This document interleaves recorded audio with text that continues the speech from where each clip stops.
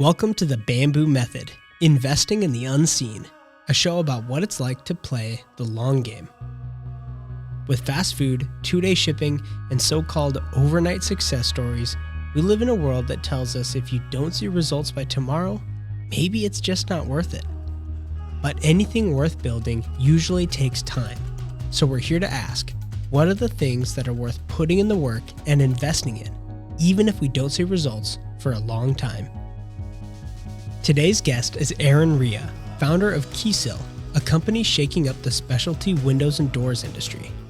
KeySill creates one-to-one installation guide templates that helps contractors install complex, custom windows and doors accurately before costly mistakes can be made. Aaron shares what it's been like to leave a stable career and start a new business from his kitchen table, balancing the tension between ambition and presence as a father of 5.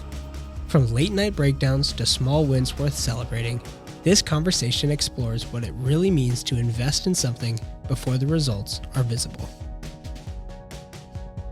Thanks for being with us today, Aaron. Thanks for having me. Yeah, I'm excited to have our conversation and really excited to hear what you have to say. To begin, thinking about the idea of nurturing things that take a long time to see the fruit of. Personally, what are you nurturing? I've been more focusing on growing myself, like personally. That includes, daily having devotions with my children in the morning, and then following up with a workout, meditation, and not quite trying to just lead myself, leaning into, what my family wants and what my wife wants. She's probably hearing this right now and she's like, but it's been focusing on, repairing, focusing on myself a little bit. Yeah. You use the word repair. What are you repairing? I had a insane focus on work. Like it just seemed like woke up, was thinking about work, walk out the door, go to work, come back home late, still have it on my mind. I was present with my kids, but maybe not there. And really taking a step out of that has been like, whoa, I need to spend more time with my kids. Yeah. I need to be more intentional with my time. Yeah. It's still really challenging, even down to like what our activities are daily. That's been hard. But yeah, just repairing that workaholic mentality, which it's hard because there's good fruits that come from it, but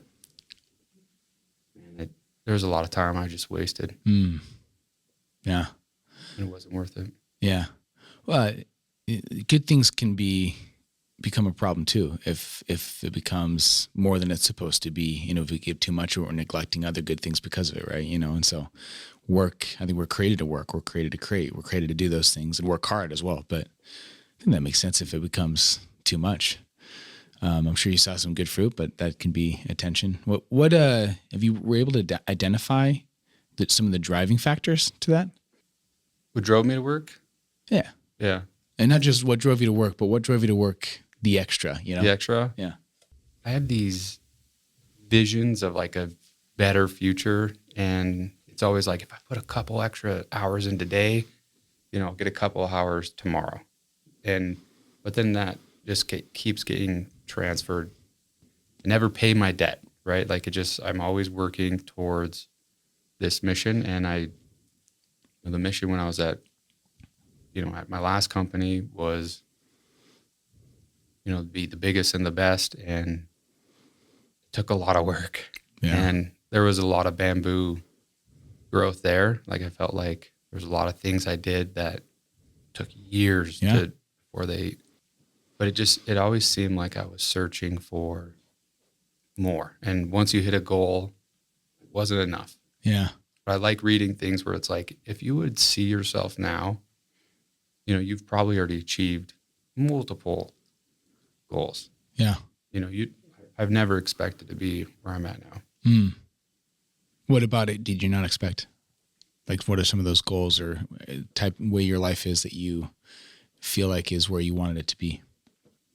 The level of work that I'm doing now versus where we started, like I'm so blessed to work with amazing projects. I'm a kid from Billings, Montana, and I'm working on some really large projects in bigger markets. And like I never could dream.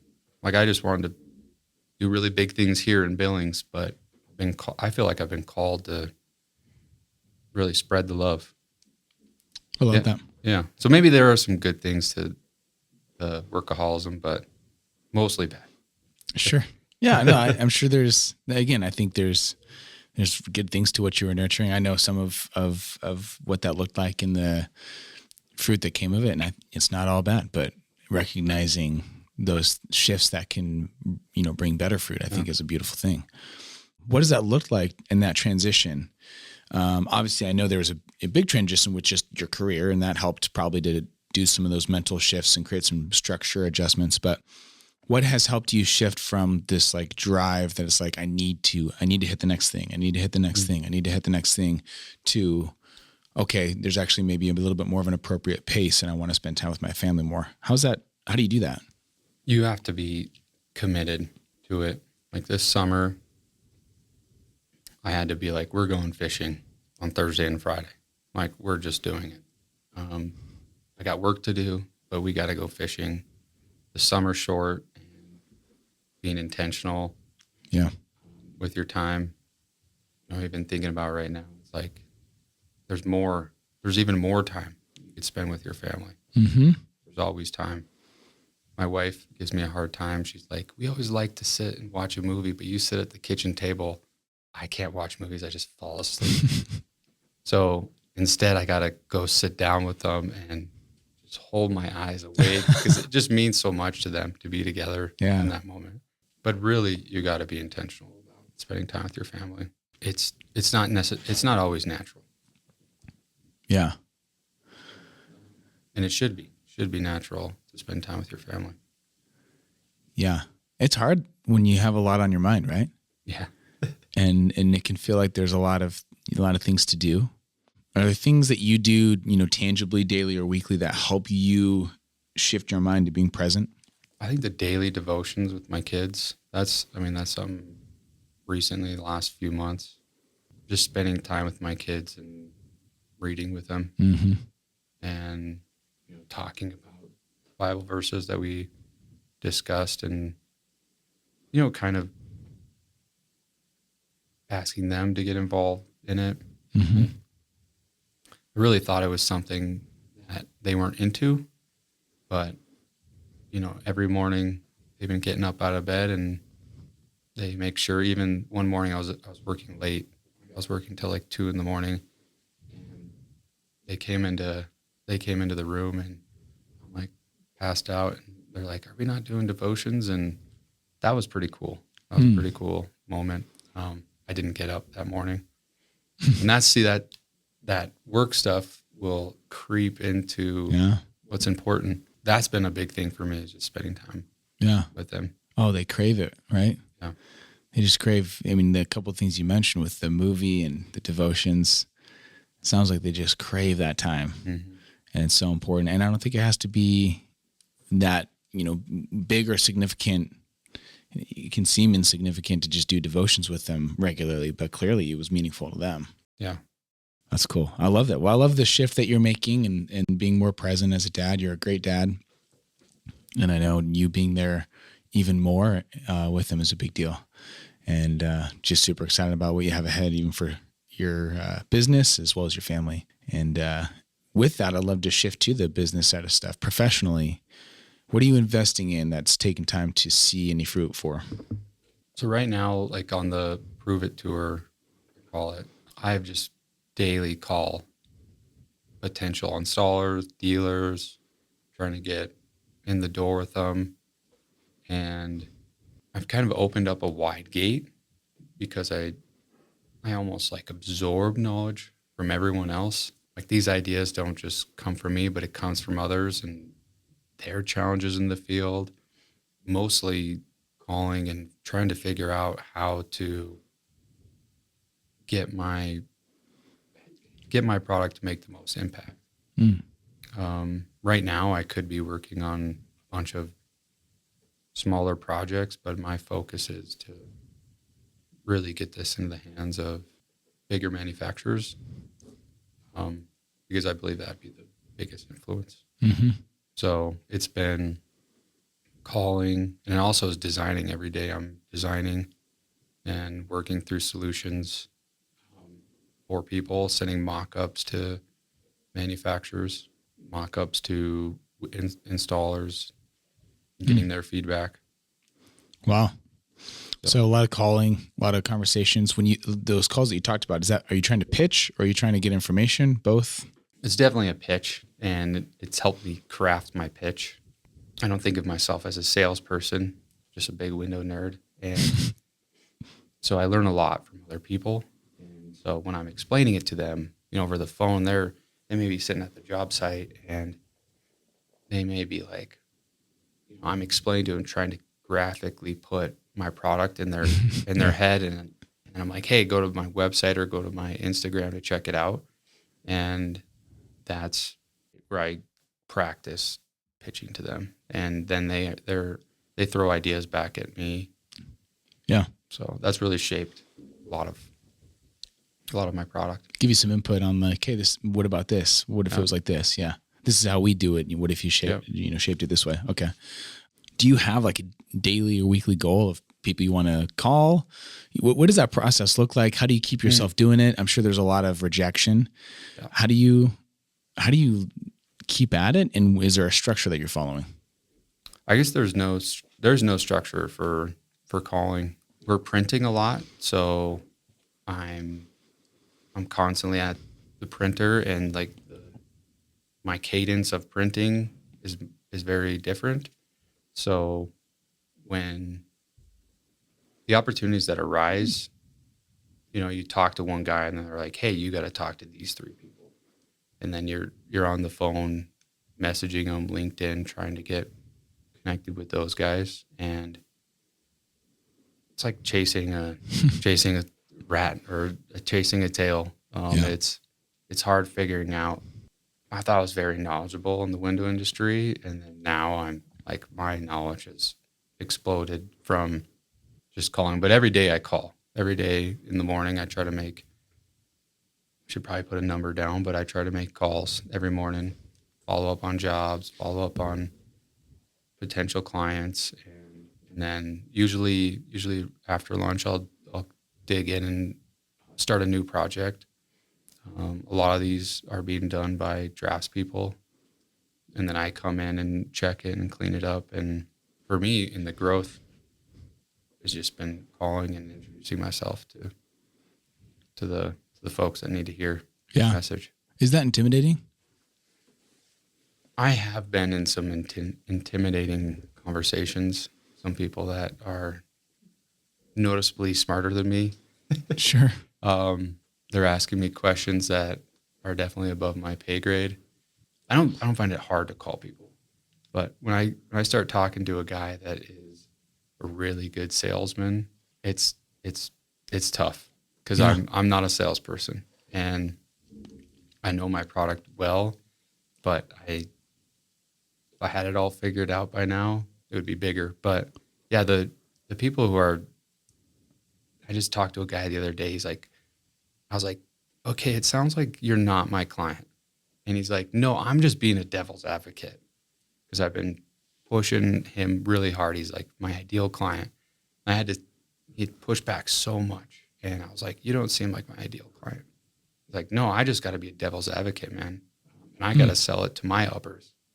Yeah. So we're challenging you right now. So that's intimidating when you get all the questions and you want to act like you have it all figured out, but it's hard saying sometimes, like, I don't have that figured out yet. Mm-hmm. We're a year old. I've really only been doing a KeySill for 2 years, and it's such a new concept. So much. This could go anywhere. This product could go anywhere. Yeah. And even the shape as a scroll, who knows that's just how it works best now. Yeah. So, yeah. But how often do you hear anyone say, I don't have it all figured out yet? Right.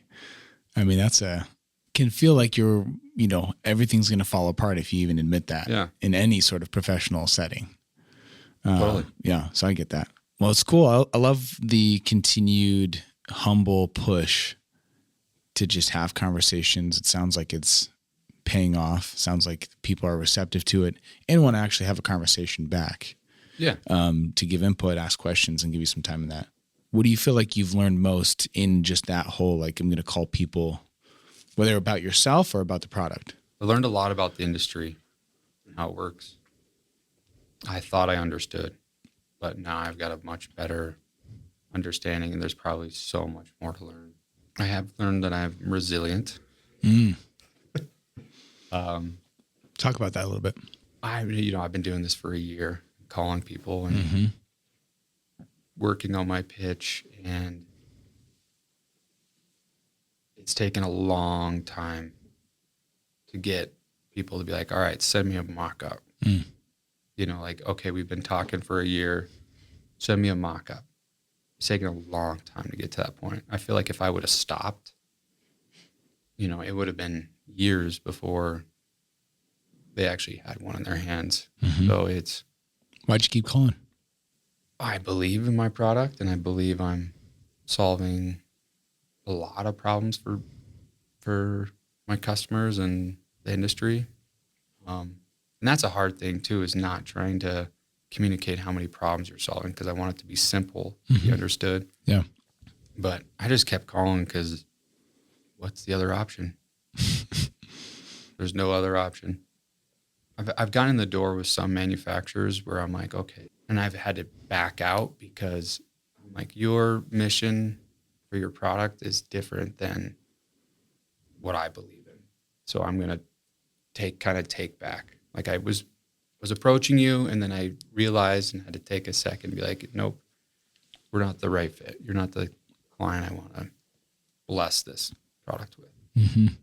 That's been affirming, because right when I started this, I thought it was a get rich quick thing. And it's not. It's not. Nothing is. I had to realize nothing is. Maybe it'll seem quick when it starts rolling out, but it's been a lot of work. Yeah. To just get one mock-up in the right person's hand. Yeah. It's been a long time. Oh, I'm sure. I can imagine there's a lot of times you didn't want to keep going. Yeah. Yeah. Yeah. Yeah. What do you do when you get that feeling? There was one time I remember I was working on a mock-up, and I was just trying to move a line in AutoCAD, and I was so tired. It was like, it had to have been like 1 a.m. And I remember I just started weeping. I'm like, why can't I figure this out? And like, I just wake up my wife, and I'm like, this is too hard. This is really hard. Like, I'm kind of freaking out right now. This is hard. And she just stands up. She just gives me a hug. And I'm like, I literally just feel like the heaviness come off of me. And then I'm like, I figured it out. Like, I just figured out my problem. Wow. And that was a really cool moment for me. The power of a hug. Yeah. Wow. So, that's cool. I love that. My wife has given me a lot of hugs. Yeah. We all need that, through right? this process. Oh, man. Oh, I mean, I can identify with that. The amount of times I've needed a hug. I mean, the journey of owning a business or leading difficult things like that. Yeah. I think that's so cool, though, that was what you needed to just solve your own problem. Yeah. And the reality, I mean, I believe that there will come a day when this is just, rolling out and it's super successful. But knowing that this is the road it takes to get to that point. And there might be times when you feel like, I don't want to keep doing this. I don't even know if I can keep doing this, whether I want to or not. I feel like I've hit a wall. And it's a hug that gets you through the wall. Yeah. Yeah, there's been a lot of walls we've had to hug through. It's a beautiful thing. I love that. Hey everyone, Wade here. Before we get to the final question, if you like the show so far and want to hear more, you can support the Bamboo Method on Patreon. There you can listen to the full director's cut of this conversation and help make this show possible. I didn't really have a good plan. My plan was just to not be in that business anymore. And I remember sitting on the couch, kind of sorry for myself, which my oldest son is not used to. I remember him walking in and be like, dude, you need to get a job. And I was like, well, what do you want me to do? And he's like, why don't you just run with one of your ideas? I have a billion ideas running through my head. And this one was the most simple and had the least barriers to entry, in my opinion. I didn't even have a name yet, but I was calling people I'd met. Hey, I got this idea. Do you want to be my first mock-up? And this one guy, Corey, was like, dude, that sounds awesome. Like, I would love to be your first guy.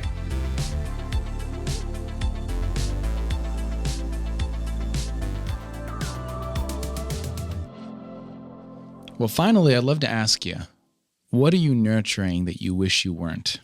What do you need to give up? I've been thinking about this. Having expectations for yourself that are unrealistic. Celebrating the small wins. In the past, I've always made progress and you just keep going. You got to win. You're like, all right, can't revel on that win. Yeah. You need to move forward. Just celebrating some of the small wins. Yeah. It's been really tough. When you don't have a lot of wins, it's hard to celebrate. Yeah. So, I mean, just celebrating. Then you get better at celebrating, like my time with my family, wins that my kids have, wins that my wife have, or even friends and family.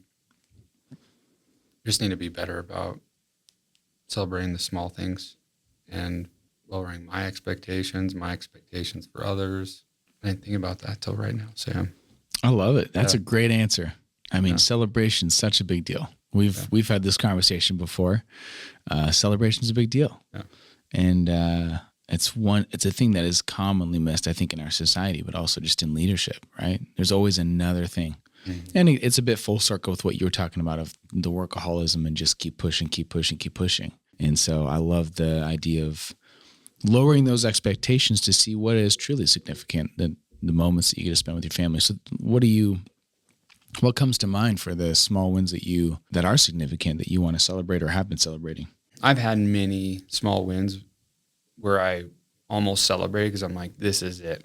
These are my opportunities for them to just turn to dust. I've gotten better clarity recently. So the small wins is just getting into the door of some manufacturers, of some ideal clients. Those are some wins. Heck yeah. Developing new processes and systems are small wins. Those are easy to just be like, okay, I got that figured out. I needed that. I don't need to celebrate it. Move on. Yeah. Even just celebrating small wins with my children. They're passionate about sports and right now hunting, and just celebrating those moments with them. So what does it look like to celebrate? I mean, it's a word, but what is that? What do you do to celebrate? It's gotta be verbal. I mean, here's some ideas that are probably like even like a party, like end of the season party. Like that's end of the season. We completed a season. We need a party. Mm-hmm. That's been something that we've been missing. Just acknowledging them in that moment. Hey, look at all the work you put in. Got you this win or these grades. A lot of it is connecting with them to understand what they really value. Yeah. And that it just comes naturally when you're connecting with your children. You're going to see that. Yeah. A lot better. And my eyes are opening daily to my kids. They're teaching me a lot about themselves, what they want. Mm-hmm. So, how do you celebrate yourself or get celebration when you have one of those small wins? I think a lot of times I call my wife or call a friend and say, dude, this just happened. I'm stoked. Yeah. So making that more frequent. Yeah. Getting that verbal acknowledgement. Yeah. Yeah. Or taking a break. Sure. You put a lot of time in, and maybe just a day. I haven't taken a week, but maybe it's a week. Yeah. that we take off and just relax and enjoy progress. Because progress has just been with variable different trajectories. Do you have any narratives that you have to fight in your head? You know, because you had that narrative of like, keep going.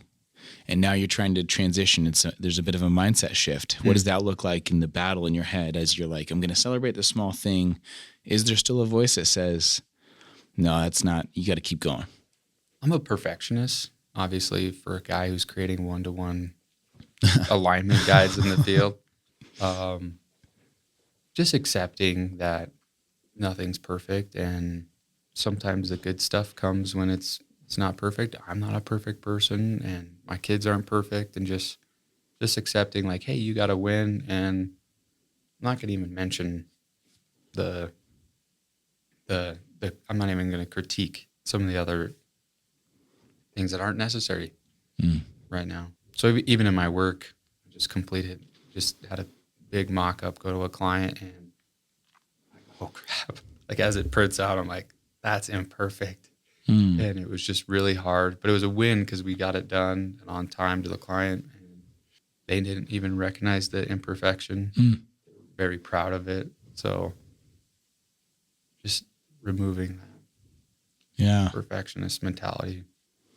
How many times do we hold off on shipping something because it's something that we care about, but in reality, no one else is going to even notice? Yeah. Yeah. And that's part of the reason why there's something to be said about making things good and right. Yeah, absolutely. But it has delayed. I mean, even down to selecting colors and like the tones and how it's going to look when it prints. I've focused heavily on that stuff. And I mean, who knows if it matters? We won't know. Yeah. I think it matters. I mean, it's that level of detail that I think will matter as you continue to scale. Absolutely. Yeah. Awesome. Well, I'd love for you to share, where do people find KeySill? Right now we got a website, KeySill.com, and we're on Instagram, the KeySill, LinkedIn. Hopefully your manufacturers are providing it soon. But that's where you can connect with me. Heck yeah. I see it on your shirt. Can you spell it? KeySill. Well, I love it. Aaron, you're a good dude. Appreciate you taking time to chat with us here. Love everything you had to say. Had a lot of impact on me, and I'm sure the listeners and watchers as well. Got a good road ahead of you. You're a great dad and great business owner. Thanks for having me. Absolutely. Thanks for listening. And remember, anything worth building usually takes time. If you like the show, give us a follow wherever you're tuning in. It really helps us out. To see more, check out the links in the description and follow us on Instagram. And here's a sneak peek of the next episode. Nothing burns people out more than having to operate in a position where they are not passionate about it, they're not passionate about the responsibilities, or the responsibilities are draining to them. We can look at the strengths assessments and say, man, we really need, this person, and this person to work on initiative A. We really want to use these 4 people to work on initiative B. It really has helped us align the work with the talent.